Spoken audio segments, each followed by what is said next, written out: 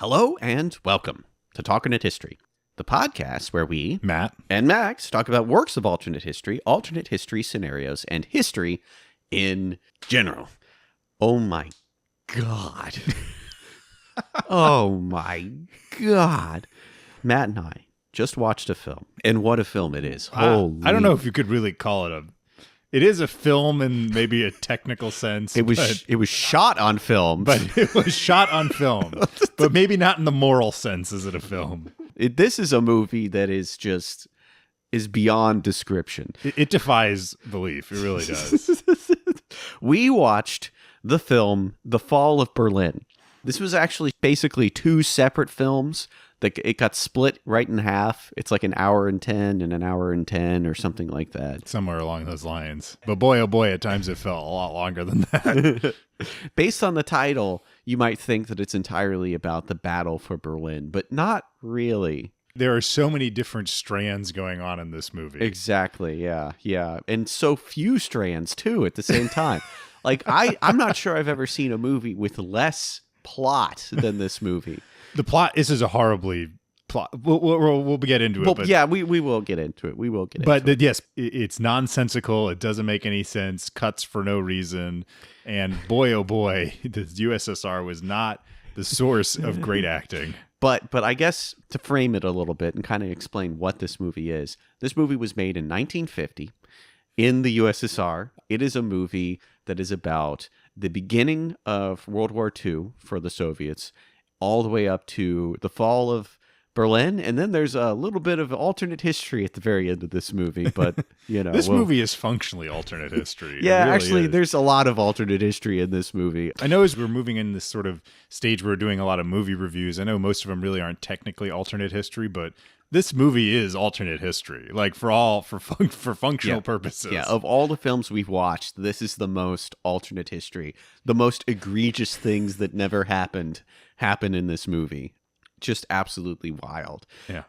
And this is pure propaganda. Absolute, pure, refined propaganda. I don't think there's a single movie made that is more nakedly just... It is Soviet propaganda through and through. Absolutely. And just a very odd film. And I mean, I just can't wait to start delving into it a little bit. Because there's things, we're going to talk about things that you don't expect that we're going to be talking about in a movie about World War II in the USSR. Yeah. This is an infamous film. I'm not sure exactly where I heard of this movie. I think it's because I saw some screenshots from it with some of the subtitles and was just like, what the hell is this? I heard years ago, I watched a documentary, probably close to 20 years ago, about movies made in the Soviet Union. And they talked about the very last scene in this movie, which we'll get to, which is wild. Insane. Yeah. And I remember watching an interview with it was the director of this movie. His daughter was interviewed. Okay. The director, Mikhail Chiarelli? It looks like Chiarelli, but that sounds awfully like an Italian name, and the guy was not Italian. Yeah, he was Georgian. Yes. From Tiflis. Mm-hmm. Back when it was called Tiflis, not modern day Tbilisi. Tbilisi, yeah. Yeah, so their Tiflis? Is it Tiflis or is it Tiflis? I don't know. I'm not sure. Well, let's look at how it's spelled out in Georgian. Oh, wait, it looks completely inscrutable. All those Kartvelian languages are like complete. Like Georgian, Armenian also. Armenian is like completely inscrutable. Yeah. Great Yerevan. That's right. Which is mentioned actually in this movie. And Baku, too. And Baku, yeah. Everyone gets a shout out in this movie. That's right. From the Urals. I'm from the Urals. Yes, that's one of the characters says. A very well fleshed out character, the man from the Urals. Yes, superbly. So Stalin directly basically ordered that this film be made. Yeah, an extreme amount of meddling in this film. Oh, yeah. You thought that Joseph Davies had a lot of control over a film in Mission to Moscow. Well, let me tell you. But the thing is this movie was one of the most ambitious movies of its time. I looked into the making of this movie, and it's insane. They used real tanks all over the place. Real airplanes, real German tanks, too. There was something like 35 Panzers that was used in this film. You see German soldiers in German uniforms with German guns, which are clearly weapons that were captured during the war. Yeah. A lot of MG-34s, which is interesting. No MG-42s. Yeah. Even though by the end of the war, the MG-42 would have been way more common. Wonder if they were safer to use for blanks or something like that. I wonder about that because there's not a lot of shooting in the movie. I assume for There's a lot blank of reasons. pointing guns at stuff to make it look like you're shooting. Yeah, a lot of clubbing people awkwardly over the head with rifles and submachine guns. But I guess to just get into what little plot there is of this movie, that the film starts off with a red background showing the names of the actors and what their roles will be. And then we see a field of poppies with a blue sky. Mm-hmm. Beautiful. Yeah, beautiful, gorgeous. Nothing more beautiful than the USSR before World War II. This film, actually, it's in color, even though it's from 1950 and from the Soviet Union. Very rare. Apparently filmed on film stock captured from the Nazis, believe it or not. Why not? Yeah. What a ironic use, I guess. They never could have dreamed this would be the sort of movie that would get made from it. Oh, no. I don't think they dreamed that this was the movie that was going to get made. But we see a field of poppies and a bunch of little kids run in, and they're happily singing songs. Perfectly in tune, by the way. Yeah. Real children don't sound like this. Real children don't sound like a children's choir singing as they march through the fields with their teacher, who they go on it. She is, let's go to the steel factory. So they go on the world's most dangerous field trip. The juxtaposition of idyllic field of flowers to giant factory belching smoke to RoboCop to like Gary, Indiana. Come, children, witness man-made horrors beyond human comprehension. It's so that their field trip, they go to the freaking like floor where they're pouring molten steel into vats, giant vats, and they just walk into this factory. They're just milling around. There's no helmets. Well, maybe there's helmets. I can't remember. I don't remember any helmets. Very little PPE. The kids aren't wearing any helmets. To be perfectly frank, even if you were wearing a helmet, getting a bunch of molten steel dumped on top of you is the helmet isn't going to do a whole lot. No. The lack of PPE is ridiculous. But you meet Alyosha. Alyosha, yeah. Who's the main character. The hero question mark of our film. Alexei Ivanov. And the teacher who brings the students is Natasha. Natasha, yeah. And they are a love interest, I guess. The smoking hot passion. I mean, you really see it in all the scenes. And how they interact. They truly love each other so much. They ooze sex. They just do. I mean, and they can't stop talking to each other and telling each other about what they like, and the chemistry is off the charts in this film. And by the way, so the actor who plays Alyosha, Boris Andreev, he was 35 years old when this movie was made. He looks like he is 55. Yeah, he looks ridiculous. And part of that might be because of the makeup. The makeup in this movie is horrible. It's like they got a mortician to do people's makeup. So I'm sure that's part of the issue. But also, this is an era where tons of people are smoking. Yeah. And drinking as And well. this is the USSR, so there's got to be loads of cheap vodka. So that cannot be good. What ages you quicker than smoking and a lot of drinking. Yeah.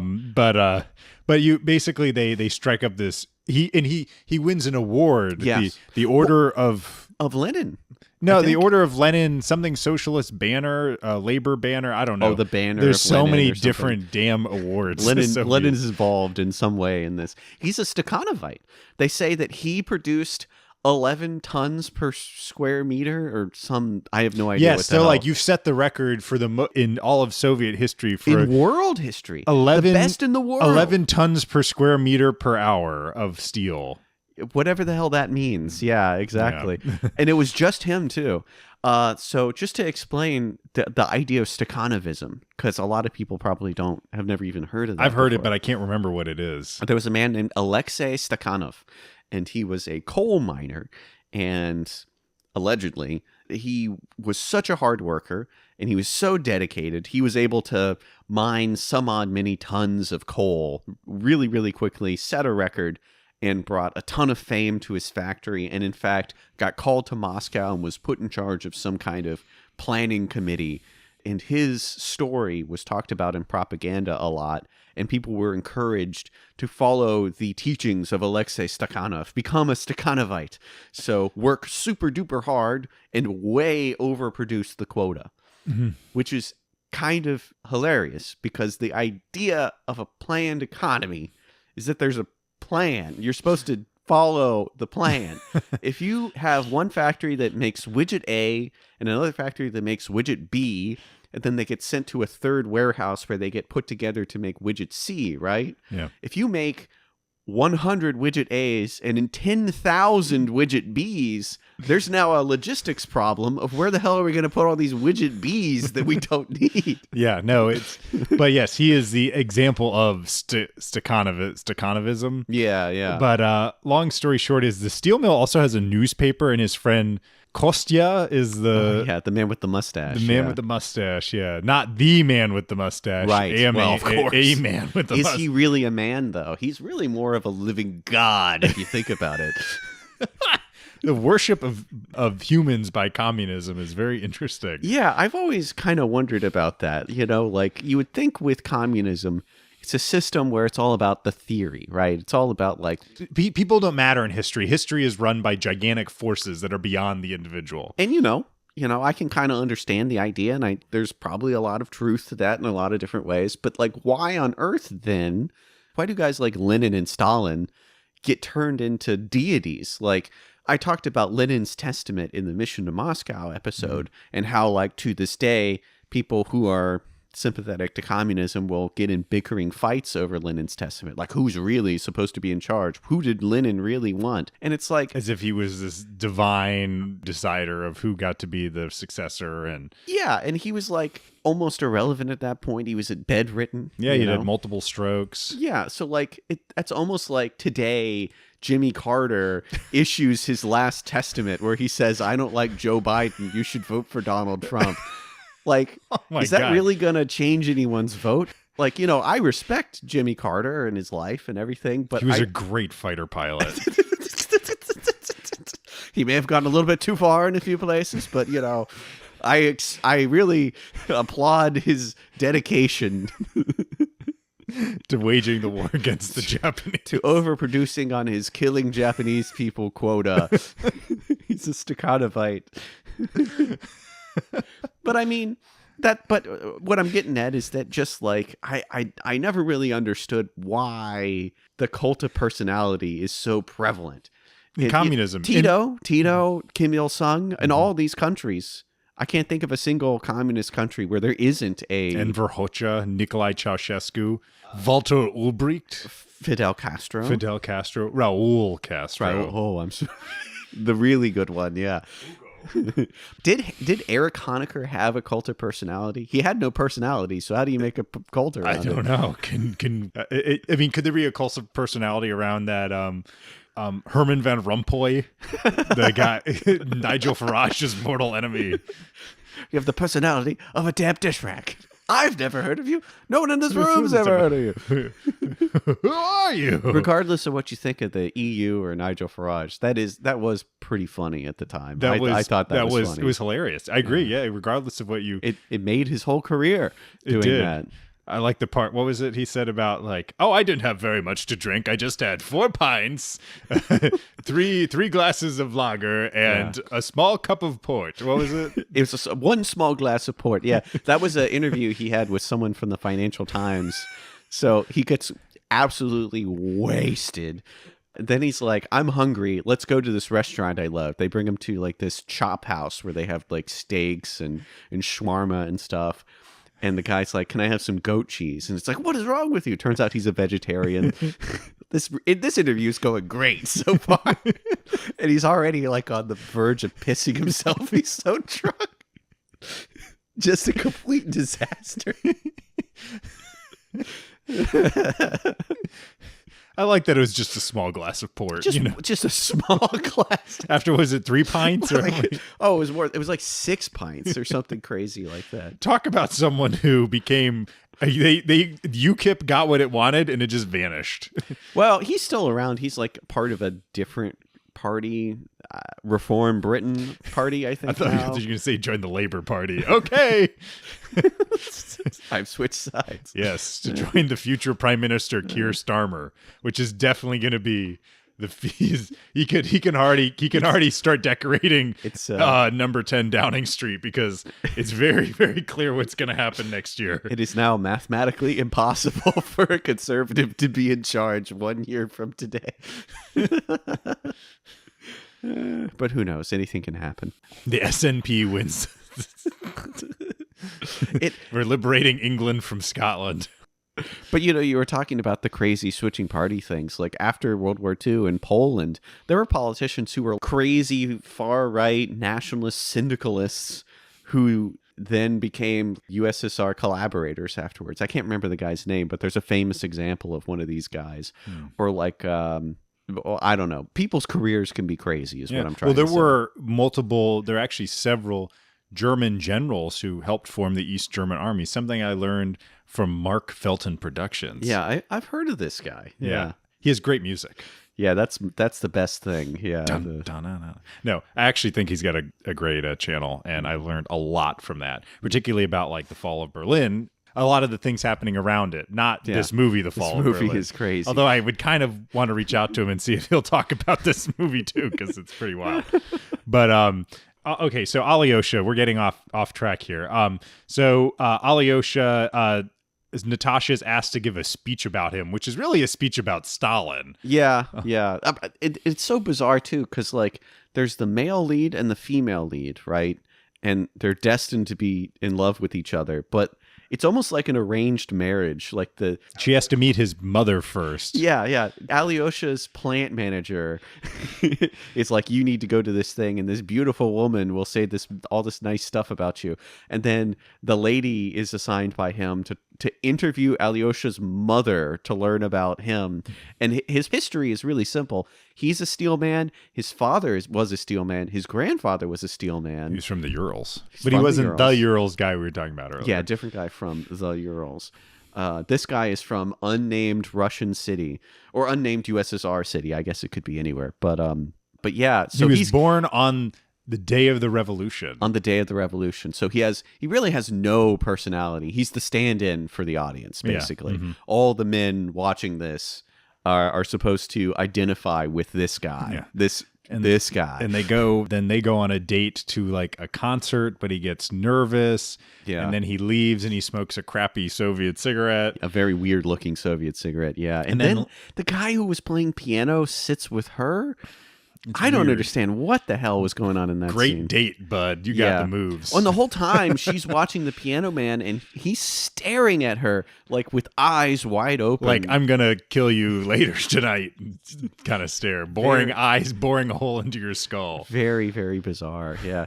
And I'm sorry, you were talking about, to go back, the timeline, the speech talking about how great Alyosha is. It's basically a speech about how great Stalin is. And there's a giant picture of Stalin in the background. Yeah. But ultimately, Alyosha gets taken to Moscow. He like abandons her on their next date. He like leaves because he's just so embarrassed for some reason. The acting is so terrible. Everyone is terrible acting. All terrible. Yeah, and he gets called to Moscow to speak to Stalin, and Stalin's doing the most awkward gardening you've ever seen in your life. The guy who plays him was also Georgian. Yeah. And he actually looks a lot like Stalin. We had Mikhail Gelovani. Mikhail Gelovani, which also sounds Italian. Gelovani. Piece of pizza. Vafangulu, And oh my God, Alyosha in that scene when he meets Stalin, his suit is so horrible. Baggy. Soviet tailors were terrible. It's like those pictures of the NBA basketball players with like the ridiculous suits. Well, yeah, but they have an excuse. NBA players may not be, sized like most people. But yeah, no, Stalin is gardening, and quote unquote. He's talking to Alyosha, and Alyosha said something about a woman, and Stalin said, he walks off with Stalin, then flash forward, he's hanging out in a wheat field with Natasha. Not clear where it is, and we'll tell you why. That's a point of contention soon. And then they're declaring their love for each other. Did you write? You were taking down notes. What did it say? Yeah, so when he's talking to Stalin in the previous scene, he's basically asking for dating advice. And Stalin says, if you love her, she will love you back. By the way, Stalin, great person to ask about with relationship advice. Look at his track record. He did such a good job. Nadezhda Alyosha, that went really great.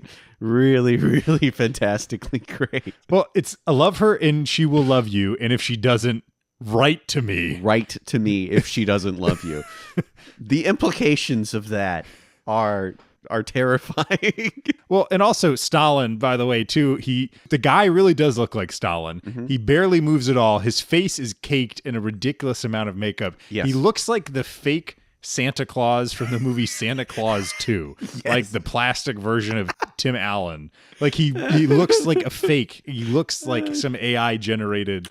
But you had an interesting note about this you had written down. Yeah, there was some special features on the DVD, which, by the way, you can watch this on YouTube, but the subtitles are horrible. They're so bad. They're off by many, many seconds, 5 or 10 seconds sometimes. So instead, we got a DVD release from Amazon, and it's great. It works perfectly. Subtitles are good. It looks nice. But in the special features of this DVD, they theorized that Stalin's ridiculous makeup is supposed to reflect what the official photos depicting him looked like. Because, like, in the official photos, they airbrushed out all his smallpox scars. So he looks super smooth on his cheeks, whereas in real life, he did not look anything like that. No. So, it's kind of fiction begetting more fiction. Yeah. Oh, also, we forgot to mention fast clapping. People love fast clapping. Oh my God. That scene with the speech where she gives the speech, everyone immediately erupts in huge clapping instantly afterwards. And very fast. I mean, it's outrageous how it's like someone's shooting an MG42. That's what the applause sounds like. She's literally covering her ears. It's so much. And it's the same thing at the piano concert that happens afterwards. Just out of control. It is. It's wild. And it unfortunately that doesn't continue until later. And it's so unnatural. People are clapping and walking quickly at the same time. And people just are everywhere. Like groups of people are there right when you need them. Like, we got to go to Moscow, Alyosha, and like all these people just walk in. It's just bizarre. It's just very, very. Oh my goodness. Well, and also, so they're in love. They're in a wheat field. They're in the field. Stalin's government appointed girlfriend he's received. And then all of a sudden bombs drop from airplanes, and then Germans on motorcycles show up, and they're shooting the Soviet, like the Pan style light machine gun. Daggeratov or something. It's the standard Soviet light machine gun in World War II. And yet these are supposed to be Germans. Yes. And then they're shooting at nothing too. They're just firing. And then the movie just skips forward. And then you see this monocled SS man talking about the Russian people now we control them. And then they're like hanging a kid for no reason. It's just shocking. Absolutely shocking. But these things are all happening. As I say this, it sounds crazy. What's even crazier is that they're all happening like within the 3-second burst. You like see the kid being hanged for like 5 seconds, and then it goes on to not a quarter of half a second is what you see. Wild. And then it continues. And then you see what appear to be real Panzer IVs moving in the background. Yeah. Natasha gets injured and she gets separated from Alyosha, who gets knocked unconscious for apparently 3 months. What a plot device. Like, Alyosha gets knocked out and then spends 3 months unconscious. Gets up, walks around totally fine, not sore or limping around or anything. And by this time, the Germans are on the edge of Moscow. And it also begs the question, where the hell was he when he was knocked out? And how did he get to wherever the hell he is now? Max, that's a question that just, They're saying, okay, the Germans are at the gates of Moscow. We need to produce steel. He's like, nah, forget that. I'm fighting. I need to fight because Natasha has been kidnapped. They took her away to Germany. Somehow they know this. And he's going to fight to get her back. And then the next thing we see him, he's in Red Square parading in front of Stalin. I guess with a PPSH 41. Yeah, this man is a steel guy. He's not a soldier. He's been trained and ready to go instantly, immediately. And they have a giant parade in Red Square featuring IS-2s. This is 1941. Yes, I think they got that a little wrong. What is going on? Yeah, so then you see Stalin also is talking about like the defense of Berlin, the defense of Moscow. I've got my wires all crossed, just this movie. But he's like the strategic genius. Like he just tells everyone is just sitting there, and he's like, you do this, you do that. We've produced this many tanks. I'm sending this many there and this many there and this many guns, and it's blah, blah, blah, blah. He knows what the Germans are going to do before they even do it. All the generals in this movie are just set dressing. They're nobodies. They have no thoughts of their own. They don't contravene anything Stalin says. They just give reports obey. from the front and obey his orders. Everyone, all the Soviets just obey Stalin's orders the entire movie. He's the only one with any kind of agency in the whole film. Or intelligence, apparently. Yeah, exactly. Yeah. Oh, we forgot before when his friend, when Kostya wakes him up, it's the first instance of something that crops up a shocking amount in this film. Yeah. At some point during their conversation, he just kisses him straight on the mouth. Kostya kisses Alyosha straight on the mouth. Yes, these are two men that we're talking about, just to make that a little bit more clear. And that is unusual for a movie of its time. Yes. I guess it's a socialist kiss of friendship. Yeah, fraternal socialist kiss. So that was a thing. That was a thing in the Soviet Union. And at first it looked like he was maybe just like so happy he was kissing him on the cheek. But no, it appears to be a lip kiss. And there are many man-on-man lip kisses in this film. A few on the cheek, A few on the cheek. But for the really special people, they get the lip service, yeah. Yeah, there are more male on male kisses than there are male on female kisses in this movie, which there's literally one, and it's at the very end. And the rest of the action is reserved for two guys. It was yeah, so that was interesting. I was a little surprised to see a movie made in 1950 showing that. And it's also funny too, because right before they kiss, our boy is asking, "Where's Natasha? I need to know where Natasha is." And he's like, "Don't worry about that. Forget about her. The Germans are at Moscow." And then the second question he asks is, "Where's Stalin? If Stalin's not on screen, people need to be saying, 'Where's Stalin? Where is he?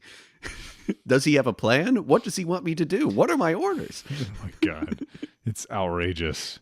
Just the slavish obedience to this man. And then the next scene, still in 1941, we go to Berlin, where we meet the Germans. And frankly, there is way more of Hitler in this movie actually than Stalin, which is also something very surprising to us. Holy, and what a Hitler performance. Oh my God. He looks just like Hitler. He actually looks a lot like Hitler. I mean, apart from the clown makeup. He seems a little bit taller than Hitler was. That's true. In real life too. But also, it must have been difficult being a Russian actor walking around the USSR in the 1950s looking a lot like Hitler. The haircut, the mustache. That must have been a little awkward. It also must have been awkward because all the German soldiers in this movie must have been played by Soviet, I would guess by Soviet army troops, many of whom fought in World War II. Probably, yeah. Or these are like Germans that were released from their gulags to perform in this film as part of their parole or something. Yeah, I guess that honestly, yeah, that could have been. But so you get to Hitler and you get to the Germans in Berlin, and wow. Oh my God. Hitler, he runs the gamut of all the people who love the Nazis. So he talks to the Italians, then the Spanish, and then the Turks. Yeah, guy with fez. And then the Catholic Church, like some cardinals. It's like, "Oh, the Holy See blesses you, great Hitler, for your fight against communism." And then Hitler says something like, "We should put you in stormtrooper uniforms. You're so enthusiastic about helping us." Ha ha ha ha. This movie is not pro-Catholic. No, it isn't. Not at all. Also, the guy who plays Goering is really goofy. He's a big boy. But the one who really is crazy is Goebbels. Yeah, he looks like he's Damaskinos from Blade 2. That's what he looks like. He looks like a character like Dracula.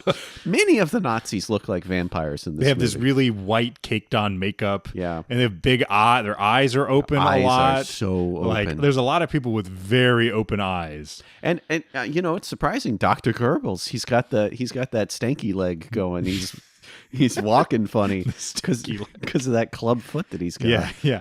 But he also is just ridiculous. And then you have Hitler talking about like he's going to conquer the Soviet Union, and he's just ranting and raving towards the ceiling. He loves to look at the ceiling and do these like absurd Hitler-esque, hand motions as he talks. It is a parody, basically, this performance. Yes, it is. But at least he's doing some acting, unlike some people. Yeah, in this honestly, movie. he's at least, the acting in this movie is either cartoon character or no acting. Like Stalin he has zero emotions the entire movie. He's like wearing a Halloween mask. He's and wearing just the Stalin reciting. Halloween. The most like physical thing he does is when he awkwardly hoes in that garden, and then after that it's just waddle around and then speak calmly to adoring masses. Oh my goodness. So there's also an implication as Hitler's talking that the British and the US are secretly pro-Hitler and that US industrial interests are in bed with the Germans.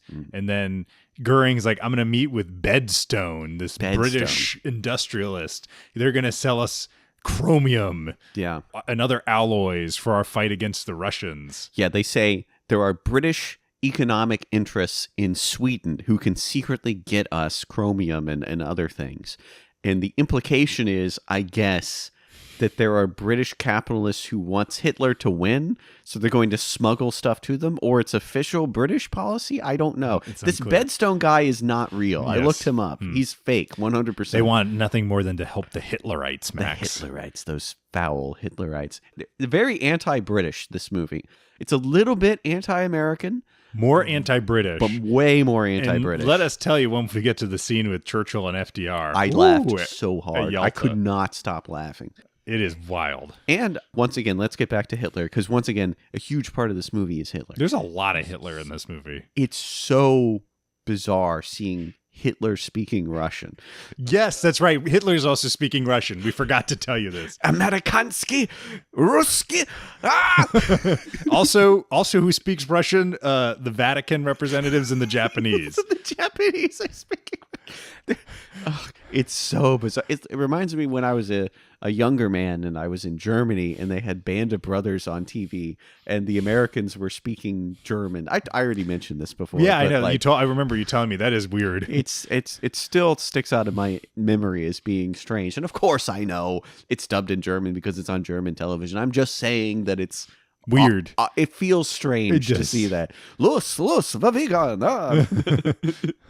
Kameraden. Panzer. Achtung, Panzer. So yes, Goering is ridiculous. He at one point talks about when he's meeting with Bedstone about they haven't invented a parachute that could hold his weight. That was pretty funny. Yeah.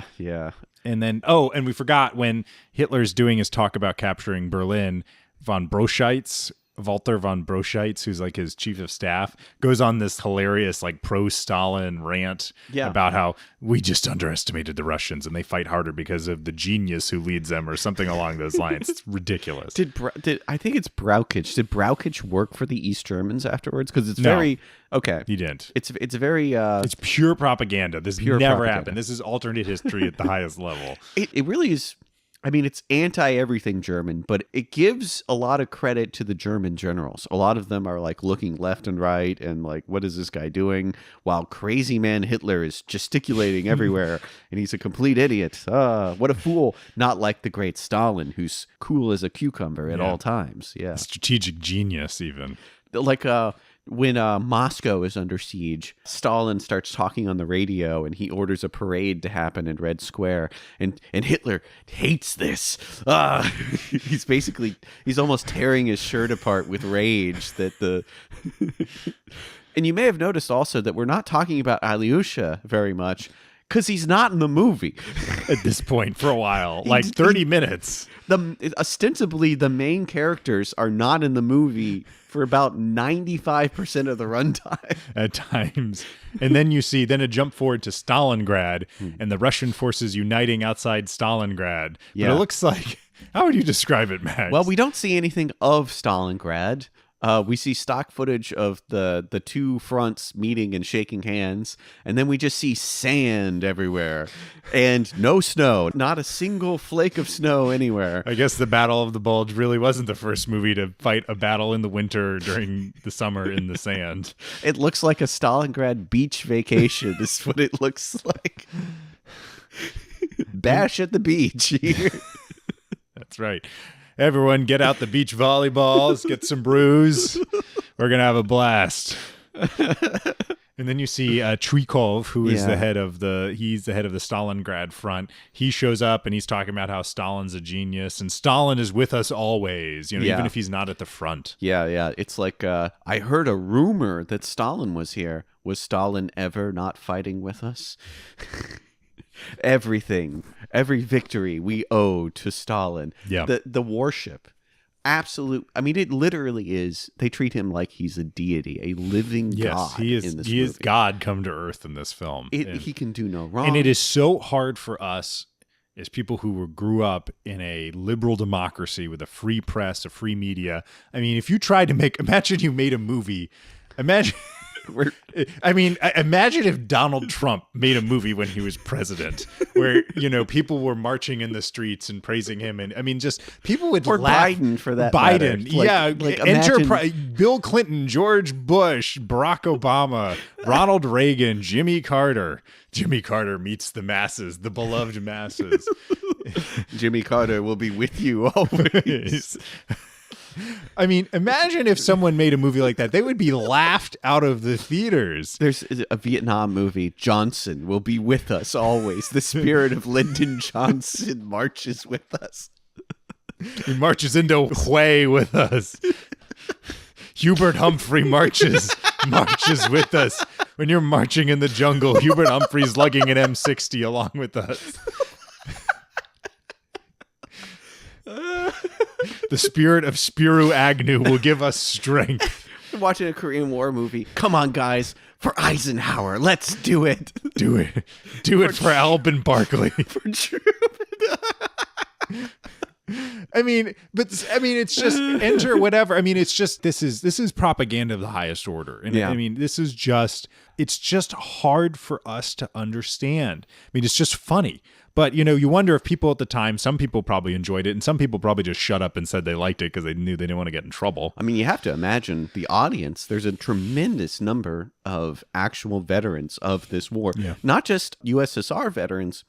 They screened this in East Germany. They forced people to watch this movie, basically. Can you imagine? I can't imagine. To live, what a schizophrenic life you must have to be born in the Kaiserreich. Let's say you were born in 1900. Yeah. You're a man born in 1900, so you would have served in World War I. Yeah.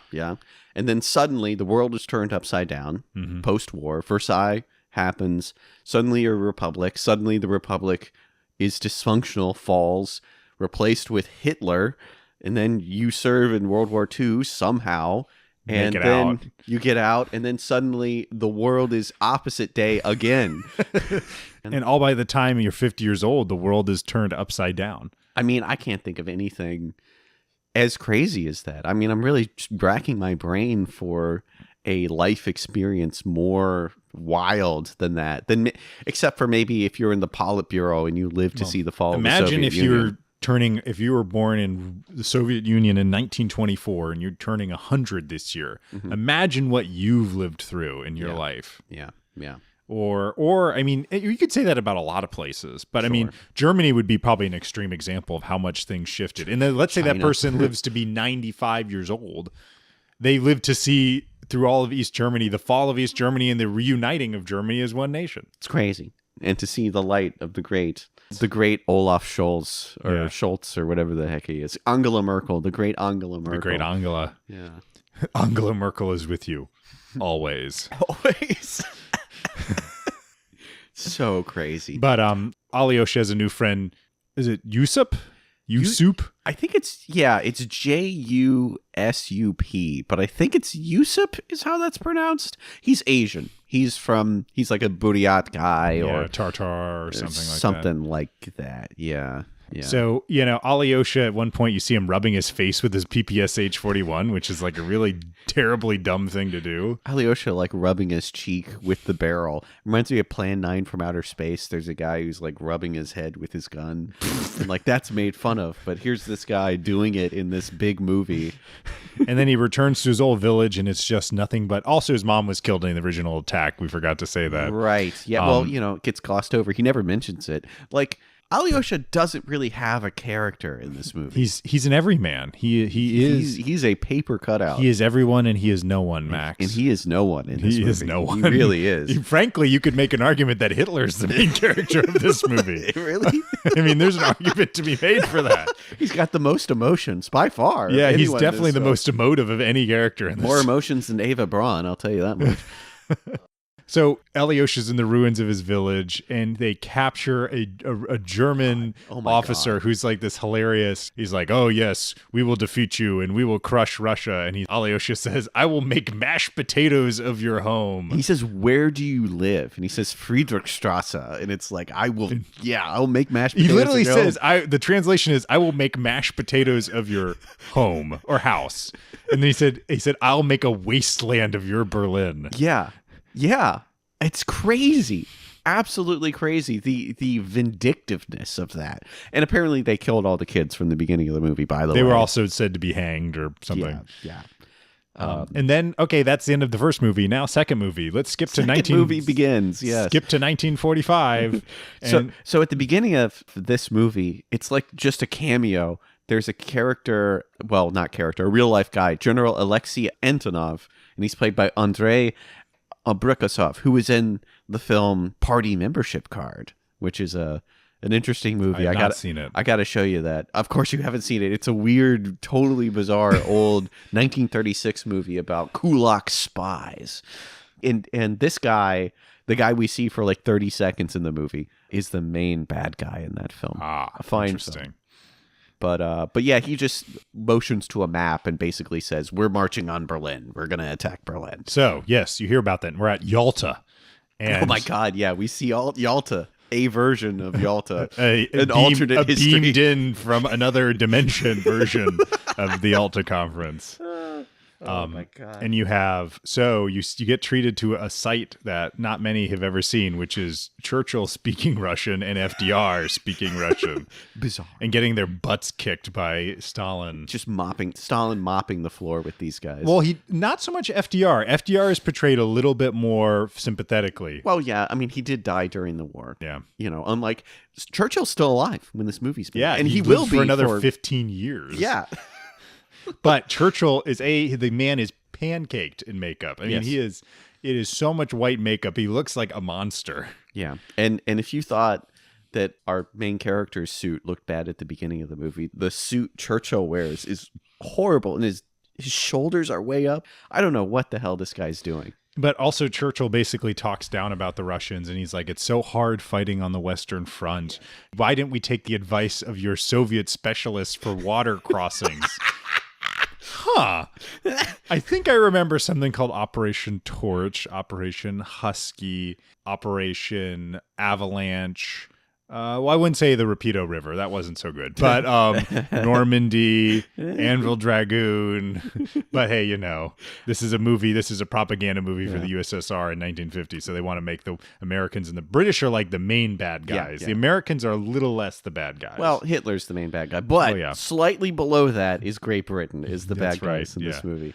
And also, earlier, there was in that ridiculous scene with Bedstone and Goering, who were talking to each other, they said, "There's an American air raid happening." And Goering said, "Don't worry about it. Those daytime raids are just for show." And they're just fine. Like, there's no bomb explosions happening the entire scene. So just throwing the Allied bombing effort completely under the bus does nothing. Don't you dare insult the combined bomber offensive. How dare you? How dare Well, you see this. So at the end of the meeting, Churchill's like, "Let us toast to the King of England." Yeah. And Stalin's like, "Well, I don't toast kings, but I'll do it to be nice to you." And then Roosevelt, who appears to have teleported across the room. I laughed my ass off at that. FDR is at the table, right, where they're talking, and then they stand up, they walk around, and then they walk into the next room, and FDR is sitting, not in a wheelchair, in a regular chair in the other room already. How did you get here? What is going on? Well, he says, "I want to toast to Kalinin." Oh, yeah, that's right. Yeah, the sort of kind of head of the Soviet Union. The official head of the Soviet Union. Yeah. It's hilarious to think that this is the guy who supposedly led this country. Two things. One, he looks a lot like Trotsky, but that's just, He looks a lot like Trotsky. He looks a lot like Trotsky. So much so that I want to put an ice pick in his head. God, I hate him so much. Blowing up that factory, how dare he? Why did he do that? Bowing before Hitler and saying, "Yes, my master. What should I do next?" Your wish is your command is my whatever. Your wish is my command. Your wish is my command. Go blow up the Jedi temple. Is it possible to learn this power? Not from a Jedi. Oh my god. My god. So, To Kalinin, yes. And Kaliningrad is named after this guy. yes, that wonderful little chunk of Yeah. What a paradise. East Prussia, yes. Yeah. What indeed a paradise beyond all paradises. So also just commenting generally is that also again Stalin is again the ultimate authority. He just directs the general. He's the genius for everything. Talk about the bad Foley work in this movie. God. So very impressive. The guns, the vehicles, the uniforms, like pretty good, pretty darn good.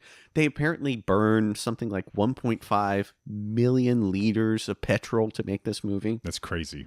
And yet, when it came to the editing process and giving everything sounds, the Foley work, it's atrociously bad. There's scenes where, there's artillery going off and there's no sound. There's guns being fired with muzzle flashes, no sound. Or this wimpy little... There's like a scene where... And hilarious jump cuts, too. There's like one in particular that's just like smacks you in the face. Yeah, the editing is... And then right afterwards, one of the characters looks directly into the camera. There's many characters who look directly into the camera in this movie. But yeah, the Foley stuff is so bad. Or like you'll hear a boom, but there's no artillery going off on screen. And then artillery goes off and there's no boom. It's so bad. It's so jarring in this movie. It's crazy. Oh my goodness. There's a hilarious Hitler jump cut where like the Soviets are pushing on on Berlin. Again, I almost said Moscow. and so it cuts from the Soviets marching forward, and then you see a terrified Hitler staring into the camera, basically, or maybe just off to the left of it. He's just becoming more deranged just by the minute.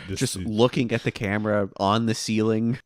It's just outrageous. And then at one point, Alyosha and his men are at the Silo Heights, and they capture a German prisoner, and he says, "The Americans will support us." Yes.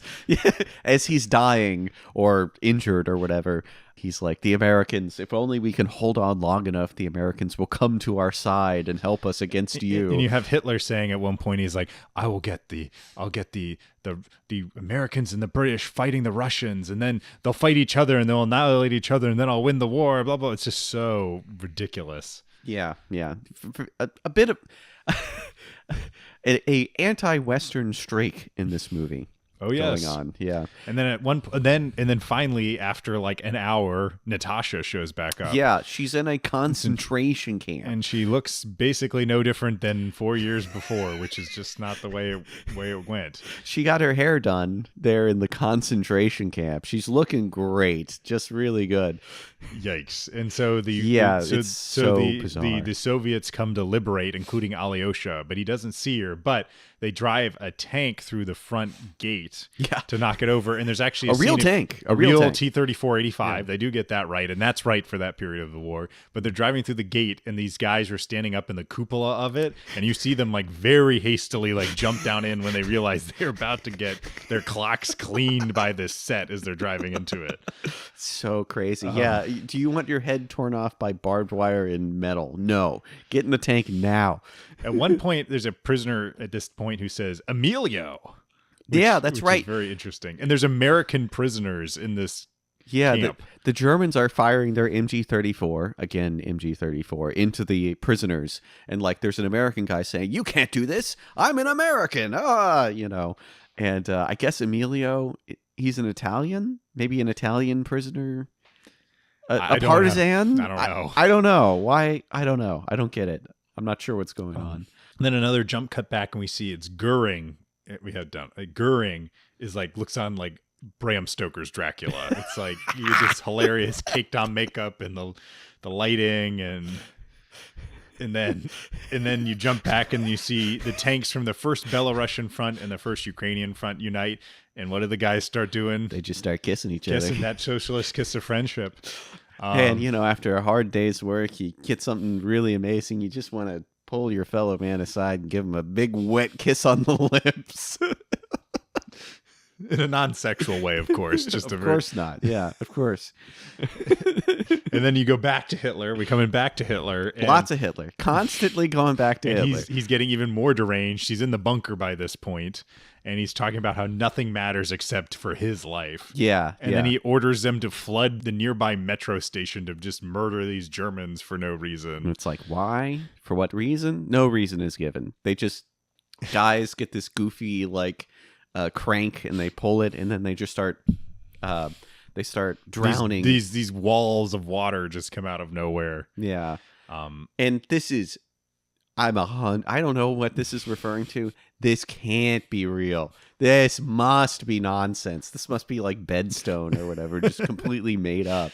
Well, also, we forgot to mention there are some miniatures that when the Berlin's being bombed, Yeah. those are actually pretty good. Yeah. You see like fighter bomber's view swooping in, and bombs are going off and big explosions. It looks pretty good. You see little tiny toy tanks driving in the streets that look, Not bad, yeah. pretty okay. Yeah. And then you see Hitler gets married. Yeah, Hitler is getting married, intercut with people drowning in the subway. It's bizarre. And the wedding theme is playing. This wedding theme plays over and over again.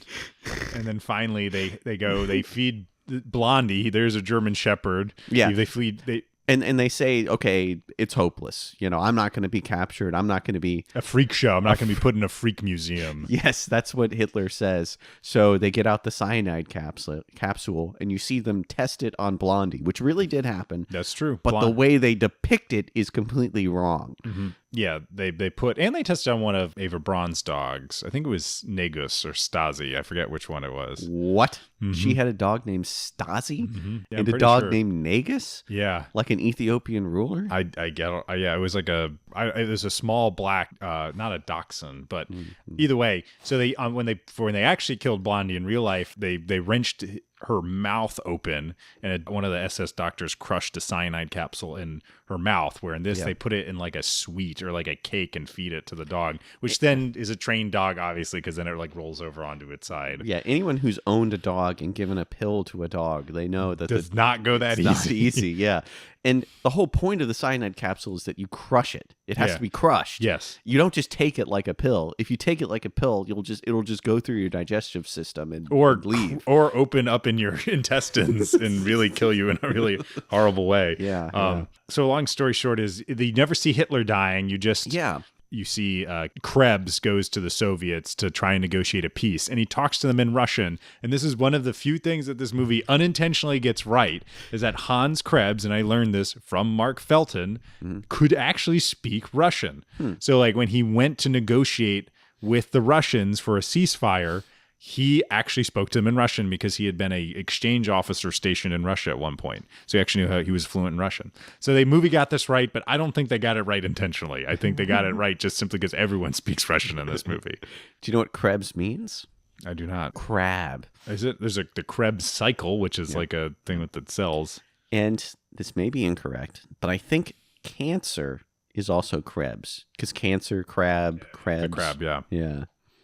So you never see Hitler die. Yeah, I wonder if they're trying to like feed into the conspiracy theory that was promoted by the Soviets that Hitler didn't die under the circumstances that we all are pretty sure he died under, that he ran away and the Allies were keeping him somewhere for some ungodly reason. Because yes, that's exactly what happened, is that Hitler and Eva Braun ran off to go gallivant around Uruguay or something like that. Of course, many of them did through the rat lines. They did. There were a lot of people, but not Hitler. Not Adolf Hitler. And again, going back to Mr. Felton, because I've been watching a lot of his videos more recently, and they're very, very good. But he does, in one of them, he talks about like Hitler's death. But at the end, the one part of it, he's talking about like the theory about him escaping. He's like, it's ridiculous. Like the idea that this man was going to be, that Hitler, a man in his health and his condition, who also had this huge support system around him, was going to go live on his own, live this idyllic life in rural Argentina is just insane. Hitler was going down with the ship. Yeah. You know, he was not going to try and go hide somewhere out in fucking South America, like from Boys from Brazil bullshit, you know? Yeah. There were plenty of Germans who did escape, but once you got that high up, Or Odessa, that Frederick Forsyth book. The Odessa Files, yeah. Yeah. So here, okay, so ultimately, so Treatkov says to Krebs, surrender or we'll slaughter everyone. He literally says that. Which feeds into when I talked with someone about going years ago, I went to Berlin and toured some of the sites there. And I remember it wasn't in Berlin, but later I was talking to someone about, I've been to a World War II battlefield. I've been to Berlin. And the person's like, I don't know if Berlin was so much battle as an annihilation. And boy, oh boy, did the Russians, the Soviets annihilate that city. We will make a wasteland of your Berlin. And they did. Yeah. And you can still see it. If you go to Berlin today, there's still damage to the, I need to say it, Reichstag, not Reichstag. It's Reichstag. I need to be better about that. But if you go to like the Bendler block, which when I went there, you could go on tours of it, which is where they filmed part of the movie Valkyrie, where Tom Cruise fought against the Nazis. As himself, yes. But if you there's some buildings around the Bendler block, and the Bendler block itself riddled with bullet holes. Still, I mean, there's still remnants of this battle, even 75, almost 80 years later. When I was in Budapest, there was a bunch of bullet damage all over the place, but I don't know if that was from the Hungarian uprising in the 50s or if that was from World War II. I'm not sure, but I remember seeing it all over the place. Yeah, no, it's crazy. So indeed, they smash the city. There's a storming of the Reichstag. Yeah, and you see Alyosha and his friends. Kostya gets killed, and then Yusuf gives him a kiss, and then the big kiss of the whole movie. Yeah, it really is. the big romantic moment. And then Yusuf gets killed once they get to the top, and at one point you see Alyosha throw a grenade and it blows up, and it's clearly a mannequin that gets knocked over. It's so funny. Like if you rewind and go back to the beginning of the scene and just focus on the mannequin who's not moving or doing anything, and then boom next to him, and then woo. So funny. They storm the top. Yusuf gets killed, and then Alyosha takes him, and he also gives him a farewell fraternal kiss as well. Sorry. I said the big kiss. This is the big. That's kiss. the big kiss. Yeah. That's the big kiss. And also while the main guys are putting the flag up, a bunch of elderly German colonels come to try to kung fu fight Alyosha. Now's my chance. I will kung fu kick all of them. I'll take these bastards down one man at a time. Says the man born in the 1870s.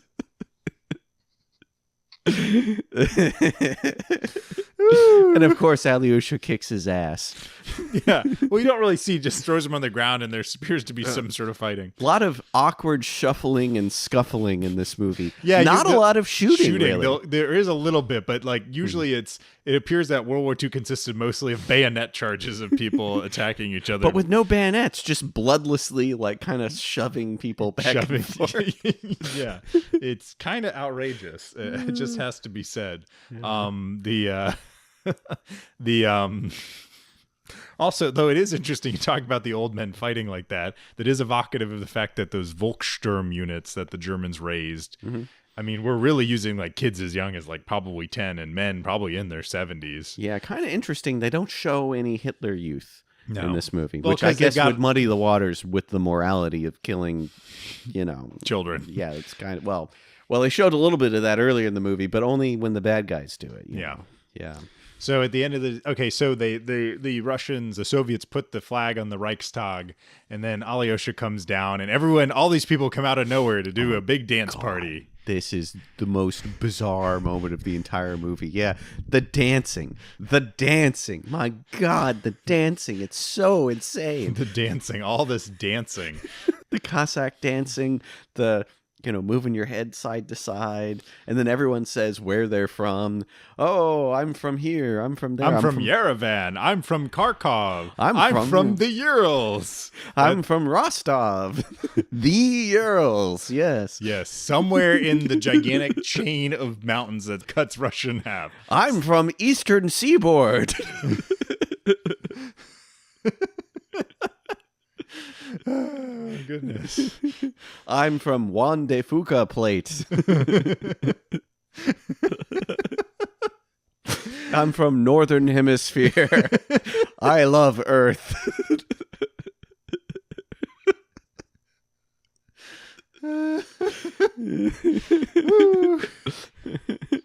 I'm from taiga biome. Well, they're having the big dance party. Yeah. And then you see some planes flying overhead, and one is clearly a B-29, and I think that's the Russian copy of a B-29, which... Of course, is an anachronism. It wouldn't be there at that point, No, right? one of those weren't made until after the war because they were made with B-29s that were interned, that were based in China by the U.S., that when they were raiding targets in northern China, had to divert, and they landed in the Soviet Union. Their crews were interned, their planes were interned, completely copied by the Soviets, and then the Soviets built copies of them. But then you go to the airfield near Berlin, and whose plane has landed but Marshal Stalin? We are entering Fantasyland now. I mean, we already were there. Oh, we were well beyond Thunderdome, Max, on that one. Like, let's be honest. But this is where it's really entering bizarro world. Yeah. Because Stalin never went to Berlin once in his entire life. He never did, no. Yeah. And there's swarms of people with many different flags, some British flags, American flags. Czech, we think. Czech flags, I guess. I'm pretty sure, yeah. They're all running up to this plane, and my God. Out comes the man, the myth, the legend. The man Joseph of steel. Vissarionovich Zhugashvili. Yeah. Or actually, it's Iosib, I think. Yeah, Joseph, Iosib Bessarion Yeah, his dad was Beso. Beso. Yeah. They said the only person he was afraid of was his mother, which makes you wonder, what was his mother like? No, just kidding.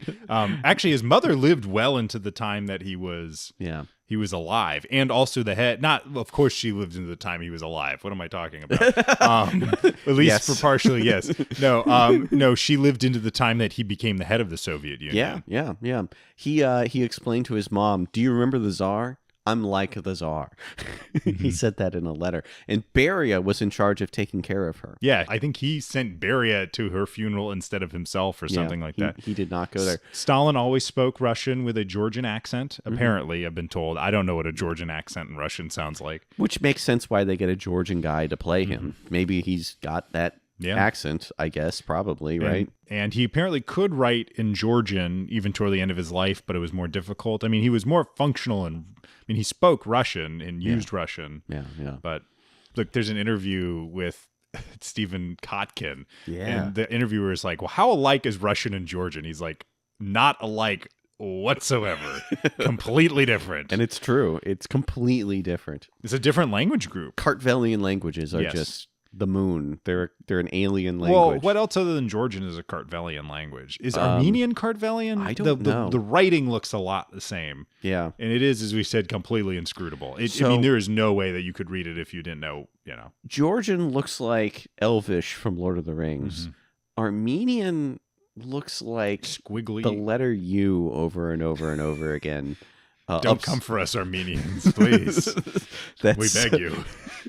I'm not saying it's a bad language. I'm just calling it like I see it. It looks like the letter U a bunch of times. There's a lot of prominent Armenians in the United States. There are, yeah. If you see Jan... Unfortunately, Kim Kardashian is the most the great Kim prominent. Kardashian, Yeah, the great Robert Kardashian. It's an Ian. If you see Ian... Yeah, Ian or Jan. Or Jan at the end. Yeah. Like Jack Kevorkian. Oh.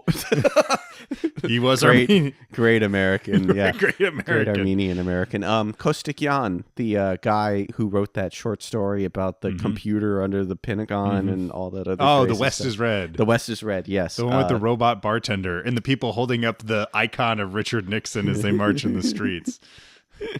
He's Armenian. Who else is? Paul Ignatius, who is the former Secretary of the Navy, who's one of the characters in one of my Aces stories. Oh. He is he is 103 as of the recording of this episode. Yeah, we'll but see. It's one of the Hellcat ones, the one with Hong Kong and all that. Okay. That was a fun one. I'm not remembering that one. There's a lot of them. Yes, there is a ton, but they're a very large community in Los Angeles. Okay. Armenian. I don't know where there is a Georgian community. There must be a Georgian community in the United States, and not in the state of Georgia. Sure. The sweet Georgia Brown. That's what it was about.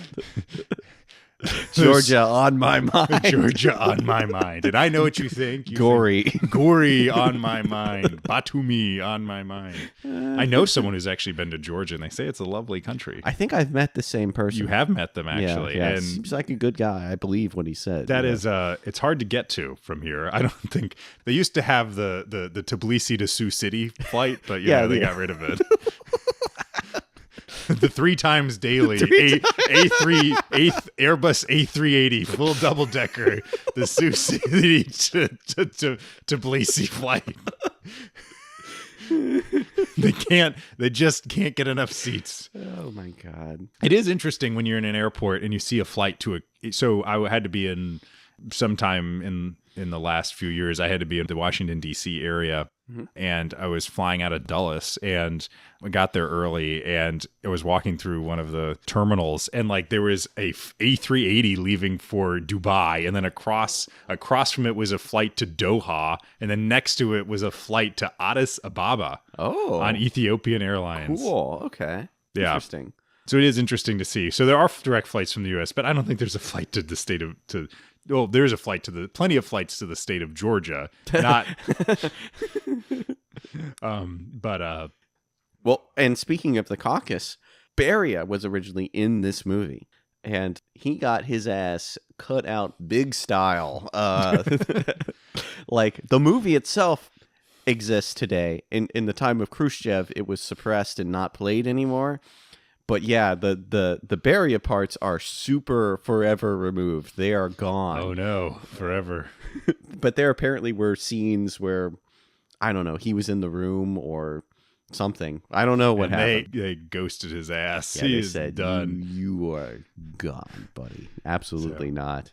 But yeah, so we forgot. So the ending, after Stalin lands and he comes out waving to all the people. Yeah, no of the emotion on his world. face. This He's is just so like happy. another day for him. He walks around, and then Alyosha and Natasha reunite, and they have the first heterosexual kiss of the film. Yeah. Well, they haven't noticed each other until now. Yeah. So just to Alyosha freed her from a concentration camp, but she didn't see him. They didn't see each other, but they're both drawn like a magnet to the great Stalin. And then suddenly they're right next to each other. Oh, there you are. Ha. I guess we love each other. The end. Well, actually, not the end. Not the end. Because they walk up to Stalin, and she says, "Can I kiss you, comrade Stalin?" And he's like, yeah, come on. Come Come, here. come to dad. Come here, baby. Give me some sugar. No, actually, she just kisses his shoulder His for some shoulder. weird His reason. clothed shoulder. Somewhere between his closed shoulder and his like peck. Just It's very. oh, it's hard as steel. Wow. That's right. From all that working out. You're really working out, yeah. And then Stalin says some stuff, and he just says, "Peace and happiness for you, my friends." Yeah, he really hammers home peace. We're fighting for peace, world peace, and happiness for everyone on the planet. How could you argue with that? You can't. It sounds great to me. I know. Mir. I can't believe people say this guy's a bad guy. Yeah, Mir. Yeah, not the Ruski Mir exactly, but just Mir in general. Yeah. You know, world Mir. Yeah. World Mir. Oh my But goodness. just crazy. This Absolutely movie- crazy. And then the end. That's the end of the movie right there. Wild. Wild. This movie is freaking wild. At many points, I couldn't believe my eyes. It's watching hard. this movie. I mean, it's fun to watch, but it's also kind of hard to watch because, like, we're used to a movie like Dragon Seed was interesting, very interesting. Yeah. but it had a plot. Yeah. So did Mission to Moscow. This is the most bizarre romance I've ever seen in a movie. You've got Alyosha, who works really hard, and then his plant manager and the mother of just some woman collude to give him a girlfriend.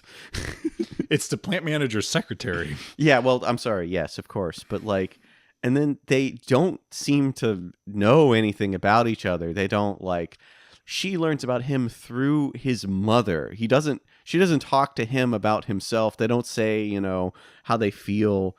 They're just like wooden figurines who are forced to kiss each other at the end of the movie. They're not humans. They don't seem to like have any sort of human connection or whatsoever.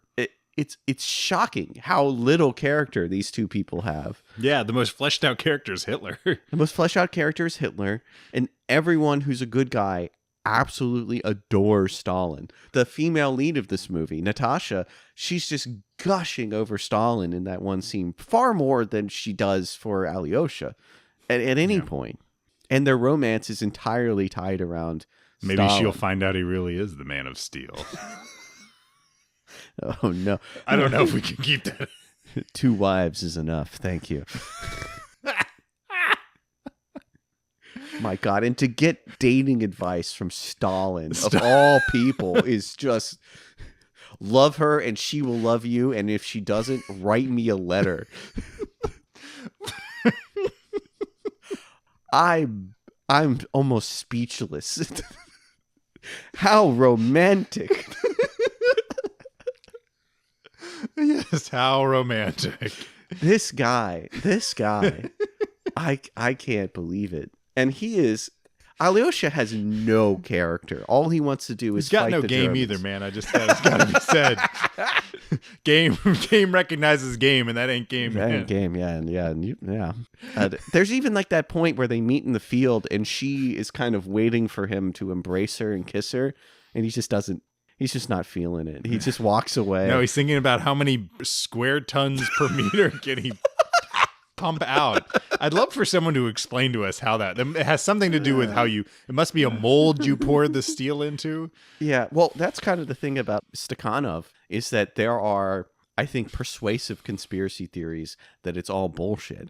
That he was working with other people to produce a large amount of coal, to mine a bunch of coal, which, by the way, mining is entirely random, the amount of coal that's in a vein. Yeah. You know, so it's not you're just a better person. You got more coal because you're just a good guy.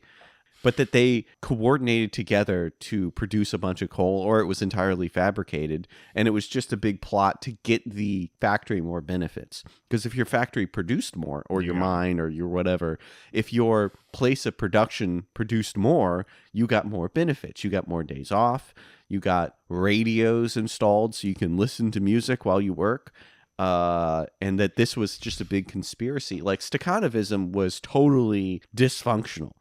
It's just bizarre. It's just bizarre to see the Stakhanovite thing in this movie. I can't believe it. Like, it really does have to be seen to be believed. And again, imagine that you're a German being forced to watch this movie and seeing, someone who was like a god to you at some point in your life, Hitler, being just turned into this cartoon character, replaced by your new god. Yes. Stalin. Who knows? Maybe he'll be turned into a cartoon character later. Like, at a certain point, how can you? I mean, I guess I understand the streak of nihilism in a lot of Europe after World War II, just because to see something like this, what do you come away thinking and feeling after something like this?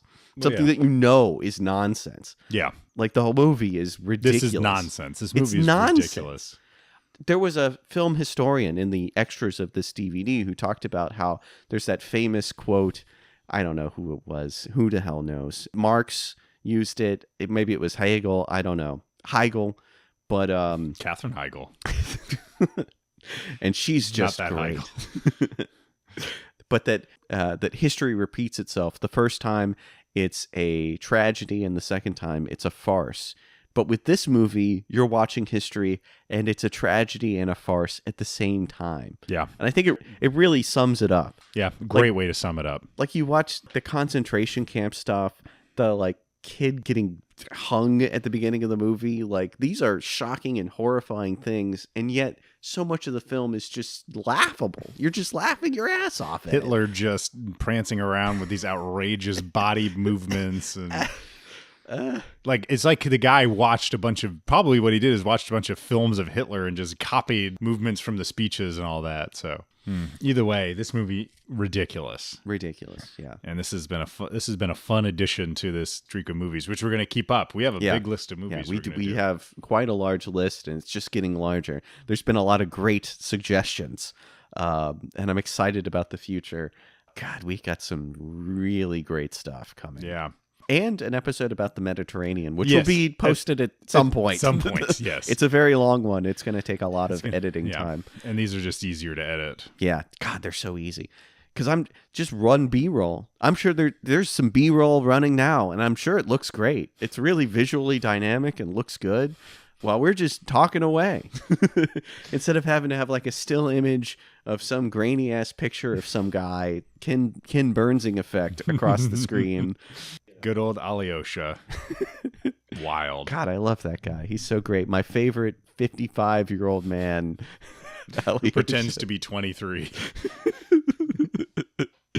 And he's way taller than everyone else, too. Yeah.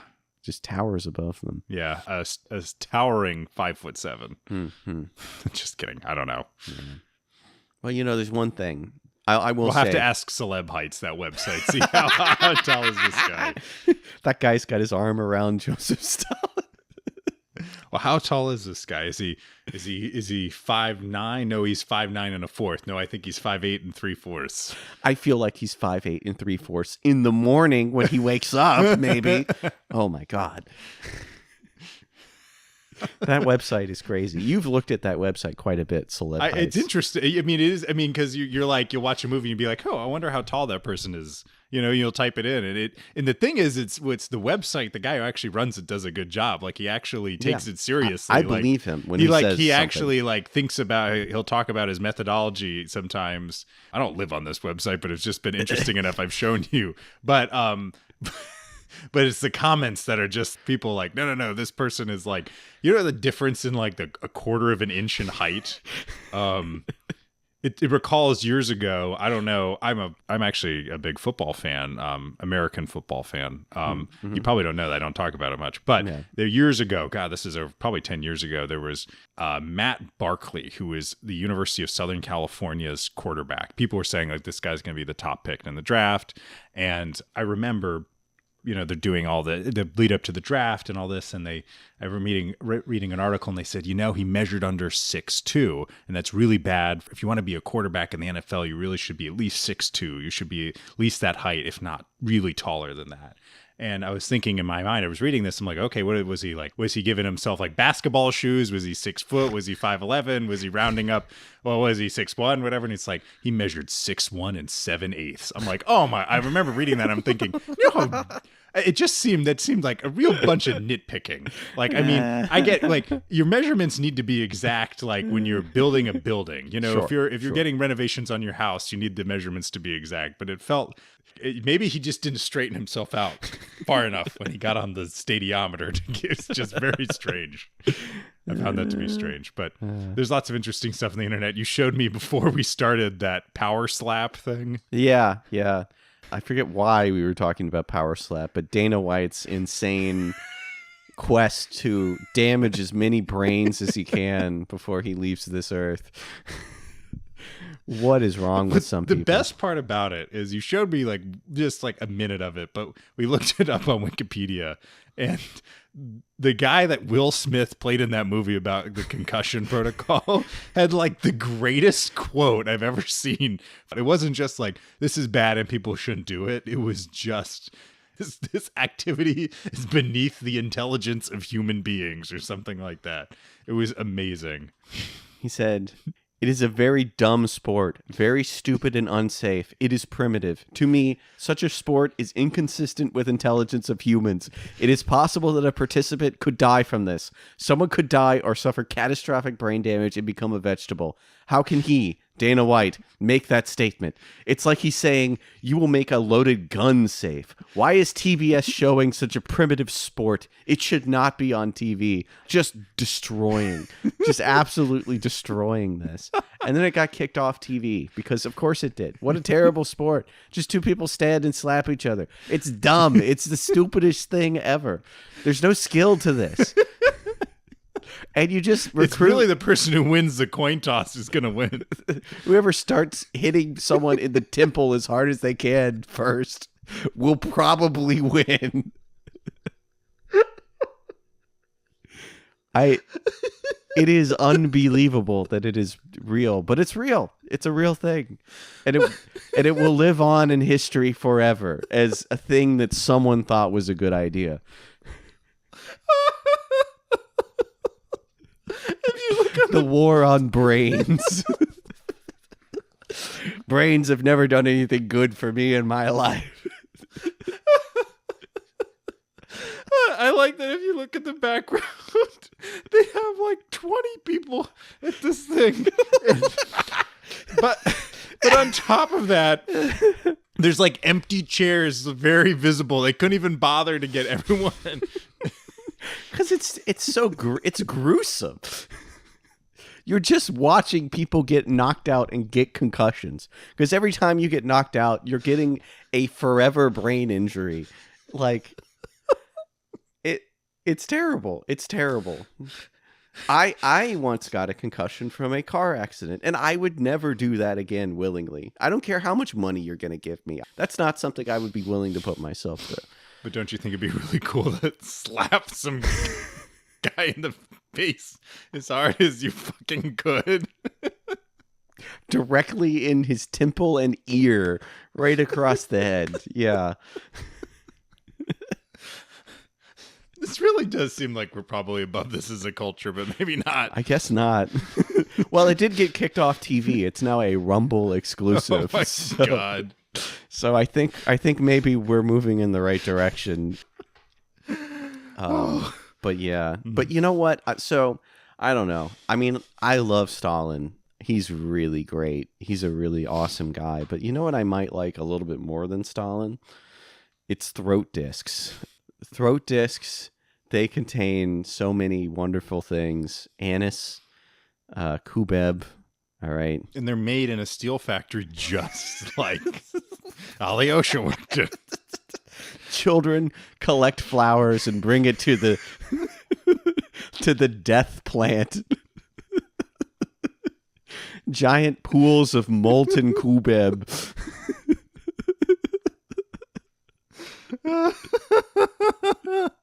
I overproduced 20 hours of Throat Discs ads, vastly surpassing my quota.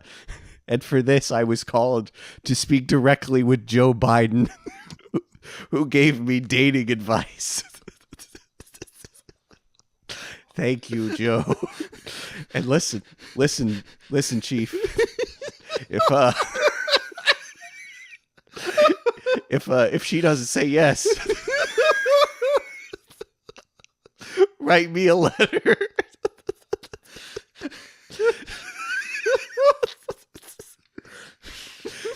Thank you. Biden is with us always. Was there ever a time when Joe Biden wasn't by our side? I love throat discs. I'm going to give a speech talking about my coworker, but actually it's all about how much I love throat discs. We owe it all to you, throat discs. Thank you. Thank you so much.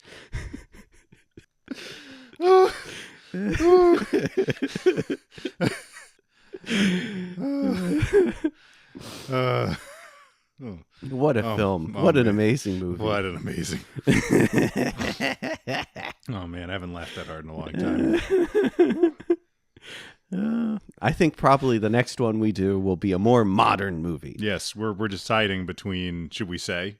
Yeah, sure. We're deciding between Missing in Action, Rambo 3, yep, and Wild Geese 2. Now, Wild Geese 1, that's an interesting film. Wild Geese 2, though. Well, Wild Geese 1 is kind of loitering near the door of the insane asylum. Wild Geese 2 broke through the walls and is currently trespassing and locked itself in one of the rooms. You know, if you think about it, I don't know if Rudolph did anything wrong. I think this guy's pretty cool, actually. If you really think about it, I think Patrick Stewart's really the bad guy. If you. And then Rambo 3, well, there's so much to mine with that. Film. And then Missing in Action is a movie I hadn't really seen in a long time, and then rewatched a portion. We rewatched a portion one day, and like our jaws, like you're going to pick them off the floor. I did a little bit of reading about, because it's a series. There's a second and third movie also. Oh, Lord. And the timeline is totally screwed up. But hey, we're talking about stuff we'll talk about later. But so. it will be one of those. And we'll eventually get to all of those films. Yeah. We've got a lot of good ones. Yeah. So. I cannot wait. North Star, we're going to do that one eventually, but it's got to be, I think we're doing too much World War II. We got to go. We got to break it up somewhere else bit, yeah. for a little bit. Yeah. Do the fighting CBs at some point. Yeah, the fighting CBs. I can't wait. Fighting construction workers. Oh boy, John Wayne with his bulldozer and his Tommy gun or something. I haven't seen it. I'm just imagining what this movie looks like. It's wild. It's wild. Yes. I can't wait. The Conqueror. We're gonna do that. John Wayne takes on the role of a lifetime as Genghis Khan. I also can't wait for that. I can't wait for the part where he gets bar mitzvahed.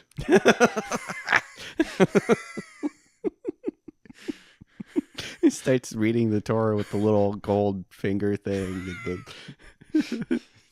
We could do Strategic Air Command, where Jimmy Stewart flies a Peacemaker and then flies a Stratoliner or whatever, Stratojet. Stratofortress. That's the B-52 Stratofortress. No, it's the B. This one's different. It's a B-47, I think. Oh. I don't even remember. It's not a B-52. It's like in between the Peacemaker and the B-52. Yeah. But I can't remember what that is. We'll figure it out when we get to it. Yeah. They dive with their boots on. Yeah. Which is one we thought of, and then we saw someone talk about it on the Reddit. Yes. So it's a very good recommendation. We're going to get to that one. Yeah, you mentioned any story in which George Custer is the hero. And Errol Flynn, of all people. Yeah. Of all people. That's hilarious. Yeah. Oh, A Man for All Seasons, which is actually a really good film. Yeah, that's actually a completely good and very serious, crazy or bad film I really like. Very good movie. I watched that on the same airplane I saw the RoboCop remake, the Lego movie, Her. I saw this was to China. Okay, I was going to say what? Oh my God! So I'm like, you fly to Singapore? I'm desperate to watch anything on the plane, and this also includes the flight back too. So this is like 2014. What else did I watch? And The Amazing Spider-Man 2. The infamous. Yes. What an amazing film. The one where they cut out the plane fight. So that's right. The fade to white. I remember you talking about. Wow. What a series of plane trips. Really great. Nice. Well, we've given you a little bit of a preview. There's other films too, and we will eventually discuss those. This is a long-term project, but we're really, really excited. We love doing it. This is a lot of fun. But we're trying, this is a new experiment we're going to try for a while. So I'm very excited. I'm extremely excited about this. This is great. This is awesome. Well, it's been fun. Mm-hmm. This is Matt signing off. And this is Max signing off. Have a good day, guys. Идите, сынки мои. Сердце мое с вами. Там увидимся.